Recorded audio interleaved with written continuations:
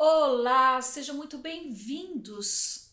Eu sou a psicóloga Rosângela Moraes e hoje nós temos uma conversa de suma importância. Já adianto isso. Sabe por quê? Porque mais de 30% dos trabalhadores brasileiros sofrem com esgotamento profissional, isso mesmo. E a estatística não para por aí. A estatística também aponta que a cada 10 mulheres que trabalham, 7 apresentam esgotamento profissional. E o Brasil ocupa ali o ranking no segundo lugar de países que mais têm trabalhadores afastados por esgotamento profissional. Então, diante deste quadro, é imperativo que nós conversemos sobre a nossa carreira, quando a carreira pesa, como pensar em sinais, como verificar estes sinais, os sintomas, e também pensar em estratégias de prevenção e de pós-venção diante de um esgotamento profissional. Você viu que o assunto é sério. Mas antes dessa contextualização, de saber o que é síndrome de burnout, quais são os sinais, quais são as medidas de prevenção, quero fazer um convite para você. Neste momento da nossa conversa, que você pudesse parar em alguns momentos para verificar a sua saúde, a forma como você tem se relacionado com o seu trabalho, como que você está? É sério, como que você está? Pensando no seu trabalho mesmo. Porque quando nós vamos conversar sobre síndrome de burnout ou sobre esgotamento profissional, você viu que o número, as estatísticas mostram que muitos estão sofrendo de síndrome de burnout. Mas ainda o que nós temos escutado são as seguintes frases, e talvez você também já tenha escutado essas frases ou essas definições que nos impedem de olhar para nós com acolhimento e com respeito, tá? Olha o que eu já escutei. Vou passar aqui para você o que eu já escutei. Ai, olha, síndrome de burnout ou esgotamento profissional, ai, é só para quem tem preguiça. Ou é quando você não tem paixão por aquilo que você faz. Porque se você tiver paixão por aquilo que você faz, pelo seu trabalho, não existe esgotamento profissional. Ou se você tiver um objetivo muito claro na sua vida, é claro que você não vai se render a estar esgotado profissionalmente. Você precisa do trabalho. Você vai ter tempo para este mimimi? Não sei se a sua lista foi aumentando, se você já tinha escutado estas. Mas quando nós ouvimos estas definições, muitas vezes acreditamos nisso. E aí o diagnóstico que poderia ser precoce, ou essa análise dos sintomas que poderiam ser precoces, sabe, de nós identificarmos antes, nós vamos adiando por não conhecermos ou por ter um certo preconceito em relação a tudo isso. Então, meu convite é que você se olhe enquanto nós estivermos conversando, que você pare para refletir a forma como que você está. Combinados assim? Então vamos lá. O que é essa síndrome de burnout? Que é nova, pensando na classificação internacional de doenças, ela é nova, tá? Nós temos aqui, tanto no CID-10, mas no CID-11 veio mais detalhadas. Isso, eu tô falando do CID-11, que foi ali, olha, de 2022. Então, tô falando que é algo recente. Não o termo, não. O termo síndrome de burnout, não. É de 1974, eu já vou contextualizar, contar a história para vocês de como surgiu esse termo, ok? Mas pensando hoje na classificação internacional de doenças, é recente. E é interessante quando nós pensamos qual é a definição para a Organização Mundial da Saúde, que a síndrome de burnout ou esgotamento profissional é um fenômeno, isso é bem importante a gente entender, é um fenômeno ocupacional. O que é isso? É classificado como uma questão que precisa ter esse estresse crônico no trabalho. Então, síndrome de burnout é classificado como um fenômeno ocupacional que é resultante de um estresse crônico, ok? Que não foi administrado saudavelmente. Então, vai contextualizar que é uma síndrome resultante de um estresse crônico no local de trabalho que não foi gerenciado com sucesso. É essa a definição. Então, posso estar com esgotamento por conta de questões familiares? Pode, você pode estar com esgotamento, mas não classifica como síndrome de burnout, tá? Você pode ir para o trabalho já esgotada ou cansado, enfim, mas isso não vai classificar como síndrome de burnout. Precisa ser, o foco do estresse precisa ser no local de trabalho, pelas condições de trabalho, ok? E dentre essa classificação, a Organização Mundial de Saúde vai colocá-lo em 3 dimensões. Essas 3 dimensões são interessantíssimas nós pensarmos nela. Porque para classificar a síndrome de burnout, eu preciso ter essas 3 dimensões aqui. Sentimento de esgotamento ou exaustão de energia. Sabe aquela sensação que você não tem mais nada para oferecer para aquele lugar? É como se tivesse esgotado toda a sua energia mesmo, toda a sua força. É diferente de um cansaço. Sabe aquele cansaço que você vai, depois de um dia de trabalho você dorme, aí no outro dia você está pronto para ir para o seu trabalho, ou para suas atividades, ou para a festinha do sobrinho, que você foi convidado, convidada. O esgotamento não passa nem dormindo. E você fica o dia inteiro com aquela sensação que algo não está bem. Então, a classificação da síndrome de burnout é este esgotamento, esse sentimento. Primeiro, tá? É esse sentimento de exaustão. Então, pense neste primeiro item. Quer fazer uma pausa para pensar a forma como você está no seu relacionamento com o trabalho, na sua relação com o trabalho e o seu corpo, como que vocês estão lidando com isso? Uma outra dimensão que é a característica do burnout é o aumento da distância mental em relação ao trabalho, ou aquele sentimento de negativismo ou cinismo relacionado ao trabalho. A gente chama de despersonalização. É como que eu precisasse ficar longe daquilo. Não consigo me ver mais neste trabalho. E causa este esgotamento ou esta exaustão. E a terceira dimensão pontuada pela organização, e está no CID-11, é a diminuição, sim, da eficácia profissional. Aquilo que você fazia antes, aquilo que você tinha até um empenho para fazer, agora você viu que você já não tem mais forças para fazer até aquilo mesmo que você considerava como simples. Então, essas 3 características, elas são importantes? São, para a gente pensar no contexto de burnout.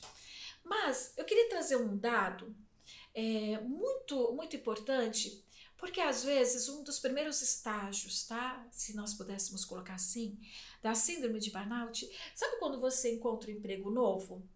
Eu quero dar essa definição, né? Você é contratado e você está empolgado por aquela profissão, por aquele trabalho, e você se entrega de corpo e alma, como a gente diz, e chega um tempo em que há um prejuízo no sono, um prejuízo na sua saúde, um prejuízo até mesmo você no seu comportamento. Aquilo que era que você considerava tão satisfatório, que era empolgante, que fazia parte, seja empolgante porque você está recebendo, seja empolgante porque é um trabalho que você estudou para aquilo, ou que você estava esperando aquela vaga, faz tempo, enfim, a sua realidade. com o tempo, é como se isso fosse diminuindo, mas na angústia. É como se o trabalho trouxesse o estresse do trabalho fosse sugando a sua energia. Então, aquilo que você fazia antes muito bem, que você cumpria os seus prazos, isso estou falando, cada um pensa na sua realidade, ok? Que você fazia de forma satisfatória ou sem prejuízo emocional, sem prejuízos físicos, agora já não é mais assim. Então, quando nós temos essa classificação ou incluem a síndrome de burnout na classificação de doenças, né, internacional de doenças, é importante para o trabalhador, viu? Porque nós tiramos a questão que é a responsabilidade só do trabalhador pensar na sua saúde mental, mas também é obrigação do local de trabalho, ou da sua empresa, da organização ali do trabalho, que pense sim em um ambiente mais humano, mais acolhedor, ou um ambiente que tenha condições ou estratégias de proporcionar também aos seus trabalhadores saúde mental. É interessante porque quando nós pensamos em saúde mental, e a gente fala assim, nossa, mas as empresas, as organizações trabalhistas, elas precisam ver isso? Precisa. Podemos estranhar, mas em 2025 as empresas precisam trabalhar com a questão da saúde emocional, tá? E isso faz a diferença porque está na CID-11, que é um estresse causado pelo trabalho. Então, o trabalho também precisa ter um olhar específico para o trabalhador, ok? E o que muda neste contexto é que precisa ter este olhar. Quando nós pensávamos antes, eu não sei se você é dessa época, tá? Mas antigamente, lá no meu tempo, não se tinha muito uma cultura de ter medidas de proteção ao trabalhador. Sabe, essa questão de pensar no trabalhador, que ele precisa ter uma condição de trabalho favorável. Por exemplo, sabe quando nós escutamos muito falar sobre pessoas que digitavam muito, a gente fala que é trabalhos repetitivos, né? Então tinham por si, tinha aquela... Você tinha dificuldade para ficar digitando, então tendinite. Lembram dessas condições aí, dessas doenças? Então, com o passar do tempo, vai se criando medidas para que possa ter uma diminuição dessa questão trabalhista, ok? Então, você tem um olhar específico. Eu preciso, estou trabalhando numa construção. Por que a gente vê com capacete? Né? Porque, poxa, precisa ter condições de trabalho que proteja o trabalhador. Ou deveriam proteger esse trabalhador, né? Diminuir os riscos de acidentes no trabalho. Olha, diminuir riscos de acidentes no trabalho. Quando nós falamos sobre a saúde mental, até então era uma questão só do indivíduo. Olha, se vira, busque ajuda, ok. Mas não tinha este olhar para o trabalho, enxergar que o trabalho pudesse causar este esgotamento no indivíduo. É sério, isso é sério. Então, temos visto que a partir deste olhar que o trabalho, que é um estresse crônico no trabalho, hoje estão criando medidas, tá? As empresas são responsáveis também para proporcionar medidas onde tenham palestras, capacitações sobre saúde mental, principalmente voltadas para a síndrome de burnout. Então é muito sério quando nós pensamos neste contexto. Mas enfim, se é recente estes dados para a Classificação Internacional de Doenças ou para a Organização Mundial de Saúde, quando é que surge este termo? Como que procede? Como que vieram os estudos sobre isso? Então vamos lá. Lembra que eu falei para você que existem muitas questões, muitas definições sobre síndrome de burnout, até mesmo que é preguiça, falta de paixão pelo que faz, ou falta de comprometimento. A gente falou uma lista ali, né? Mas quando nós pensamos na história dessa síndrome ou de estudar sobre essa síndrome de burnout, nós vamos chegar lá para o final dos anos 60, começo dos anos 70, com um psicólogo alemão, Dr. Herbert. Herbert, ele tem uma história muito interessante e que proporcionou um estudo também sobre esta síndrome de burnout. Vou contextualizar aqui a história. Gosto de história, história faz bem para o cérebro, então vamos lá. No ano de 1933, olha, nós vamos para longe agora, tá? 1933, quando os nazistas ascenderam ao poder, a família do Herbert mandou para os Estados Unidos para que fugisse daquele contexto. Só que por um tempo, Herbert teve que se virar sozinho nas ruas de Nova York, até que encontrou os seus parentes e foi morar com eles. Mas neste tempo ele ficou em situação de vulnerabilidade social, uma criança de 7 anos de idade. Mas enfim, a sua história prossegue. Ele estuda, ele faz psicologia, depois ele faz mestrado, doutorado, ou seja, ele teve assim, sabe, uma ascensão rápida.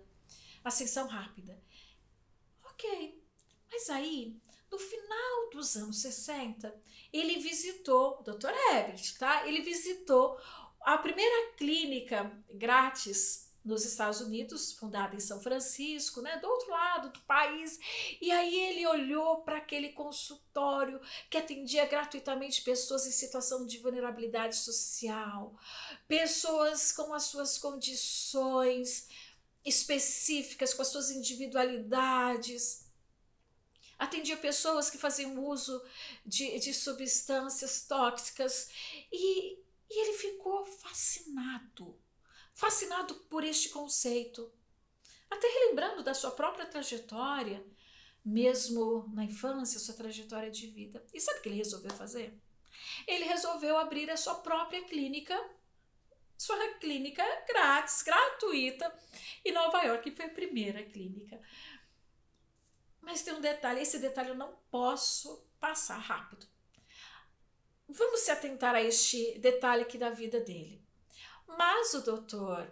Herbert, ele já trabalhava em uma jornada diária de 10 horas por dia, certo?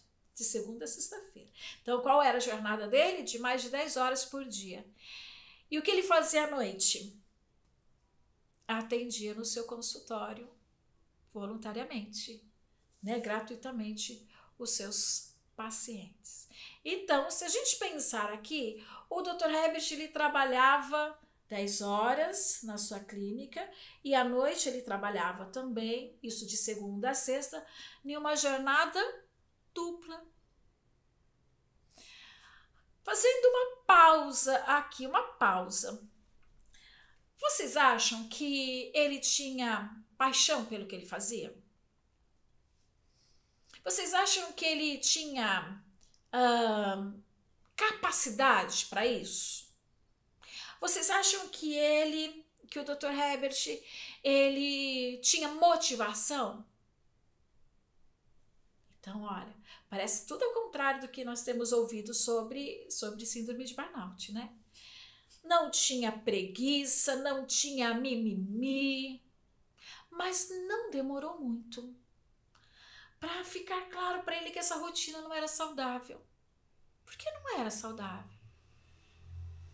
E aí ele vai contextualizar, sabe quando... E ele contextualiza da seguinte forma, é muito interessante. a forma como ele coloca, tá? Ele coloca assim, sabe quando você se esforça muito no trabalho? Você sente o total senso de compromisso, até que você finalmente se encontra, assim como eu, em um estado de completa exaustão. E aí ele foi observando isso, esses sinais, esses sintomas.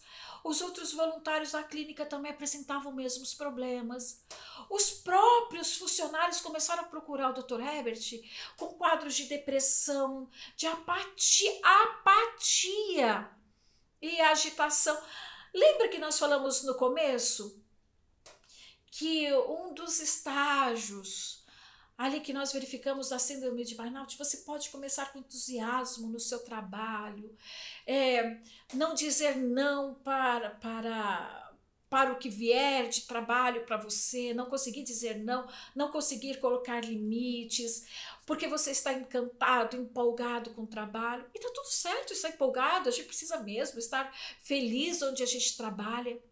Mas a gente precisa começar a compreender, por isso que foi o meu convite para você se olhar, começar a compreender isso que o Dr. Herbert estudou. Peraí, a gente começou com uma animação toda, um projeto engajado, e agora os próprios funcionários ali trazendo um quadro de depressão, de apatia, de agitação. Quem era o cuidador acabava virando paciente. Então, nos anos seguintes, o Dr. Herbert começou e se dedicou mesmo a estudar esse fenômeno. Não, tem alguma coisa aqui que precisa ser estudado. Então, antes de até mesmo entender todo este quadro ou este padrão de sintomas, ele precisava escolher um nome para isso. E a gente vai entender agora por que síndrome de burnout. E a solução que ele encontrou, o Dr. Herbert encontrou, foi emprestar de uma gíria que era usada pelos seus próprios pacientes para descrever a sensação devastadora que o abuso de drogas deixava. Então, burnout quer dizer queimar-se por completo. Então, era a gíria usada ou a forma usada na época para dizer que algo não estava bem, ok? Então, ele vai usar isso também para a questão do trabalho e que nós chamamos de esgotamento. E aí ele coloca que assim como o fósforo que queimou até o final, as pessoas se sentiam exauridos, sem energia, sabe, naquela sensação que tudo acabou. Então era mais ou menos assim que nas suas pesquisas ele foi elaborando, ele descrevia. E aí ele foi, importou essa gíria que era das ruas, que essa gíria ele trouxe para o meio acadêmico. Então o Herbert ele vai dizer o seguinte, olha, esse burnout ocupacional, como ele chamava, ele é do trabalho de pessoas que atendem, né, principalmente os médicos que atendem na área da saúde. Então ele vai trazer essa contextualização. Então ele é o primeiro a estudar este esgotamento profissional ou burnout ocupacional. Então ele é um dos primeiros a classificar, a entender o que estava acontecendo com ele e com os voluntários também. Então, nessa perspectiva, isso de 1974, depois nós vamos ter outros pesquisadores que vão agora classificar também, que vamos ter escalas, mas ainda demorou muito para que nós tivéssemos na classificação internacional de doenças.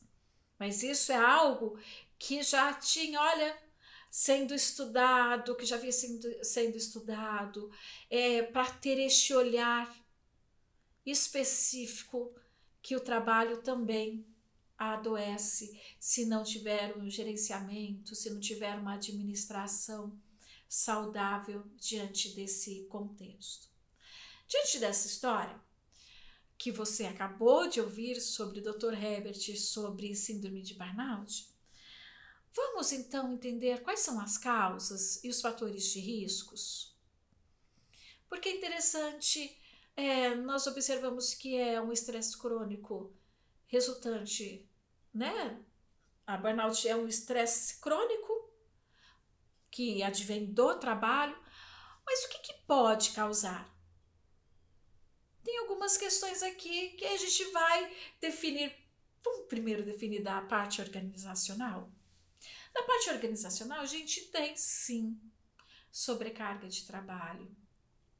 Lembrando, o índice de professores, pessoas da área da educação, com esgotamento profissional, o índice é alto. As duplas jornadas de trabalho, a sobrecarga de trabalho, nós temos um corpo que cansa, nós temos um corpo que a gente vai levando até um limite. Então, olhar para a sobrecarga de trabalho é fundamental. E as empresas, a parte organizacional, ela tem responsabilidade com isso. Uma outra questão, a falta de autonomia, a má gestão. Eu estou falando agora da parte organizacional, ok?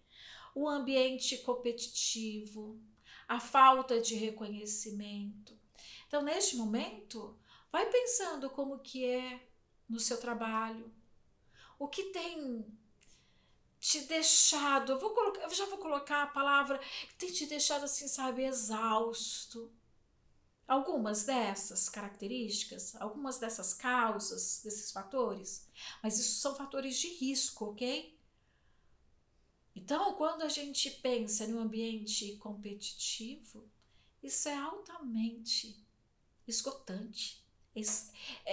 A gente fala que isso retira, né, toda a nossa energia, este estresse que são acumulados aí no trabalho. O Dr. Herbert, ele contextualizou, sabe, num período de 1 ano. Então, um dado aqui, não é assim de uma hora para outra que nós estamos com esgotamento profissional. Por isso que é muito importante ir percebendo os sinais para pensar em medidas de estratégias de prevenção. Porque, olha, a gente começa, não percebe que está privando do sono, que já não se alimenta do jeito que deveria. Então, acaba não tendo uma administração da sua própria saúde. E outros aspectos pessoais, teríamos alguns aspectos? Temos sim. Por exemplo, perfeccionismo, necessidade de agradar, dificuldade de dizer não. No ambiente de trabalho, não ter a condição de se posicionar diante das coisas que não te agradam. Às vezes, não estar no trabalho que você gostaria ou na função que você deseja. O trabalho em si, ele sai do aspecto pessoal para ser o aspecto pessoal, econômico. Então, olhar como é a sua relação com o trabalho, isso é importantíssimo. Como que é você no seu trabalho? Como você tem gerenciado as suas relações ali no trabalho, tá? Então, essa parte é muito importante. Mas, diante disso, como que é possível nós identificarmos os sinais? Eu já entendi que existem causas e as causas são diversas. Tem causas organizacionais, tem causas pessoais, tem causas pensando na nossa própria economia, o medo de perder o emprego, então eu tenho que aceitar tudo que vier, porque senão eu vou perder o emprego. Tem a questão financeira, o nosso sustento. Então, as causas são diversas. Mas e os sintomas? Vamos parar agora para pensar nos sintomas? Eu vou citar os sintomas mais comuns, tá? Do nosso dia a dia mesmo, aqueles sintomas que você fala assim, poxa, eu tenho apresentado isso, mas eu achei que fosse corriqueiro, depois passa. E uma outra coisa, o que tem pessoas fazendo quando tem uns sintomas destes? Eu vou precisar falar. automedicando. Automedicação. Então, eu estou com uma dor de cabeça, eu tomo um remédio. Eu estou com uma dor no estômago, eu tomo um remédio. Sem ter passado por um médico, sem ter feito essa análise mesmo, nossa, o que será que está causando esse desgaste ou este sintoma? Então, é bem importante avaliar isso e jamais a automedicação. A automedicação, ela pode mascarar um outro problema, um problema mais sério, algo que poderia ter sido, eu falo resolvido no sentido de prevenção, tá? Poderia ter sido administrado melhor antes, ou de uma forma mais assertiva antes. Então, a automedicação, ela vem e ela mascara esses sintomas, mas não resolve. Então, alguns aspectos dos sintomas mais comuns, vamos dividir emocionais, físicos, comportamentais, e aí nós vamos trabalhando dessa... Vamos lá. Emocionais. Vou citar um aqui. Eu vou citar a primeira aqui. Irritabilidade. Às vezes a gente escuta assim, eu não consigo, doutor, eu não consigo nem comigo mesma. Eu estou em um período eu estou tão irritada que se alguém olhar para mim eu pergunto o que foi. Mas você percebeu que antes não estava dessa forma, mas que essa irritabilidade ela foi avançando, foi aumentando. E junto com a irritabilidade, essa questão que parece que sempre você está sempre faltando algo, o outro sempre está te irritando, você mesmo está sentindo que você não se aguenta. Tem o aspecto da ansiedade. Como que vai ser amanhã? Como que eu vou voltar para o trabalho? Como que eu vou dar conta do trabalho? Começa a ter mais sintomas de ansiedade, seja por competição, seja porque tem que dar conta das metas. E aí você percebe que com isso gera um desânimo constante. Não dou conta mesmo. Aí vem o sentimento de fracasso, tá? Então olha só estes sintomas mais comuns. Irritabilidade, ansiedade, desânimo constante, parece que você não está dando conta do jeito que você dava conta antes, e aí vem aquele sentimento de fracasso. Não dou conta mesmo, não. Não é possível. E aí a gente volta para o ciclo, tá? Irritabilidade, ansiedade, desânimo constante, sentimento de fracasso. Então neste aspecto é só questão emocional, é só sintoma emocional, então tá tudo certo. Não, não tá tudo certo não. Primeiro porque isso não é qualidade de vida, tá? Primeiro porque isso não é qualidade de vida, não é bem-estar. Nós podemos ter esses aspectos, claro, durante a vida, durante um problema pontual, mas viver assim ou estar assim por período prolongado, nós estamos no quadro de estresse crônico. Só lembrando que o estresse, ele é um mecanismo natural do nosso corpo para indicar que algo não está bem. Agora imagina você estar com este mecanismo, eu vou utilizar dessa forma, ativado o tempo todo que algo não está bem. Como que a gente vive dessa forma com a qualidade de vida? E aí, se não bastasse essas questões emocionais, nós vamos sentindo outros sintomas. O remédio não ajuda, tudo tá certo e não está. Dores de cabeça constante, problemas gastrointestinais. E aí vem um que esse, eu acredito que tá no top mesmo, no topo, sabe? Este é o... vou dizer a insônia. Gente, privação de sono causa prejuízos significativos para a vida. Então, dê uma olhadinha, isso é muito sério, dê uma olhada como que está o seu sono, como que estão os seus pensamentos na hora de ir dormir, como que está a sua rotina para ir dormir. Então, olhar para esse aspecto aqui do sono é imprescindível. tendo um prejuízo no sono, sabe o que a gente vai ter também? Cansaço crônico. E eu vou dormir, parece que eu não dormi nada.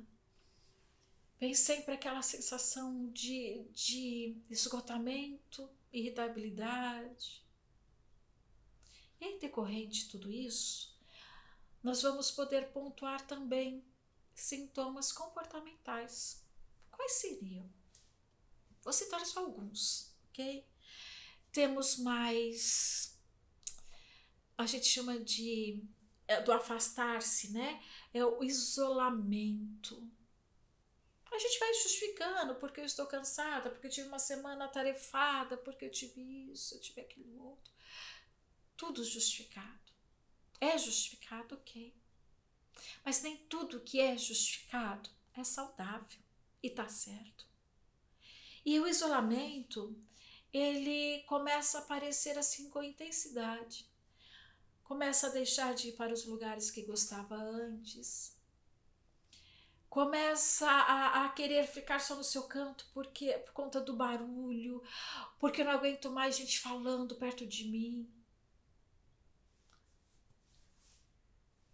Está se identificando? Conhece alguém que está passando por isso? E aí nisso, baixo desempenho, até mesmo em outras áreas da vida. Tende a ter mais agressividade, então mais dificuldade de gerenciar os pensamentos. No comportamento apresenta dificuldade de tomadas de decisões. Então, né, esses são alguns dos sintomas, né? Pensando dessa síndrome de burnout. Faz sentido para você isso?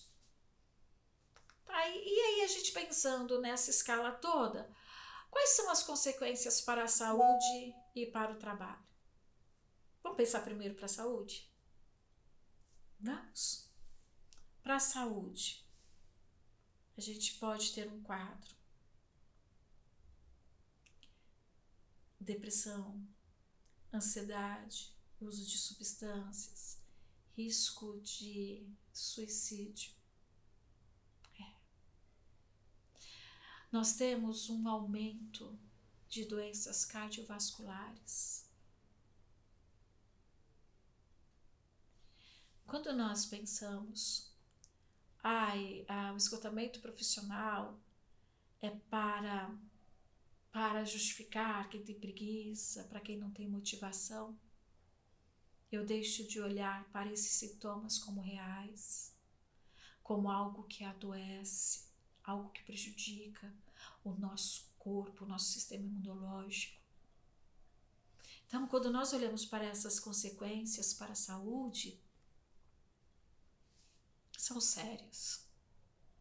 Por isso que eu fiz o convite para você, de olhar para você com respeito, com acolhimento, entender o que é essa síndrome de burnout, parar o vídeo, ver os sintomas, ver os sinais, tá? Então isso é muito importante.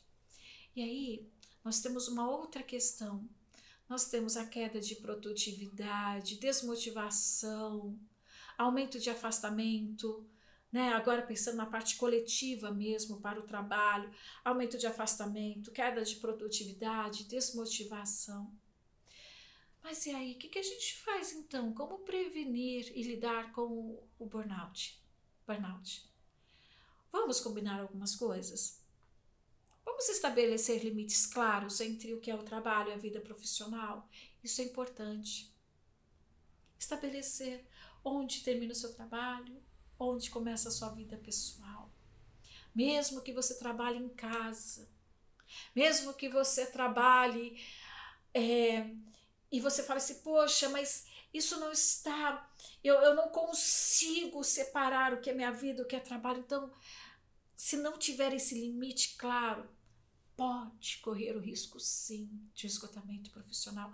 Então antes a gente pensa, olha, estabeleça, isso é para prevenção, estabelecer limites claros, práticas de autocuidado e lazer. Lembrando que no esgotamento profissional, lembra que teve isolamento, eu quero me afastar de tudo, Então, para prevenir, vamos pensando nessa questão do lazer, da atividade física, terapia, acompanhamento psicológico. Não esqueça de pensar no seu sono, na sua alimentação, em como você tem olhado para si. Então, tudo isso são medidas de prevenção. E a empresa? O que a empresa precisa fazer? Olha, para a empresa ou para o local de trabalho, promover clima organizacional saudável, incentivar pausas e férias, ouvir o trabalhador, propor carga horária justa. Só lembrando que nessa questão de pausas e férias, que é um direito do trabalhador, é muito importante, viu, trabalhador? É muito importante que quando em fazer essas pausas, para realmente relaxar, para ter este olhar para si, para ter esse cuidado. Então, isso é bem importante. E aí? E quando buscar ajuda? Procure ajuda de um psicólogo, de um psiquiatra ou da sua rede de apoio. Quando você sente exaustão constante mesmo após o repouso, quando o choro ele é com frequência e que você não consegue pontuar o motivo, você fala assim, poxa, estou tão sensível, as pessoas não podem falar comigo que eu estou chorando, eu me pego chorando, me pego numa tristeza que eu não sei o que é. Percebe quando a queda acentuada no seu desempenho. E aí tem uma outra questão, quando vive no piloto automático, sabe, sem prazer ou sem propósito na vida. Todas essas questões são tão importantes para nós analisarmos, porque tem a ver com o indivíduo e com o seu trabalho. O trabalho faz parte da vida? Faz. É dela quem tiramos o nosso sustento? Sim. Eu entendo tudo isso e nós entendemos tudo isso. Mas não existe desempenho de trabalho, não existe nada mais importante do que importante pensando no trabalho do que o indivíduo. Você é muito mais importante. E não estou falando pelas estatísticas, não estou falando pelos dados, porque o bem-estar ele faz parte do trabalho, sim, mas é o trabalho que tem que fazer parte da sua vida. É o trabalho, ele é apenas uma parte, deveria ser apenas uma parte. E quando a gente pensa na síndrome de burnout, nós estamos falando de um conjunto de sintomas que não permite que o indivíduo consiga separar o que é trabalho e o que é sua vida. Então, para se ter bem-estar, qualidade de vida, precisamos nos atentar para os sinais, para os sintomas, procurar ajuda e pensar em medidas de prevenção. Este cuidado todo. E eu espero que você seja feliz, que você faça o que você ama sim, mas que saiba que a exaustão, que o esgotamento profissional, ele é um estresse crônico do seu ambiente de trabalho que não foi administrado de forma saudavelmente. Seja saudável, procure ajuda e lembre, o acolhimento e o respeito que você possa ter por você mesmo já é uma grande medida de prevenção e de pós-venção. Seja feliz.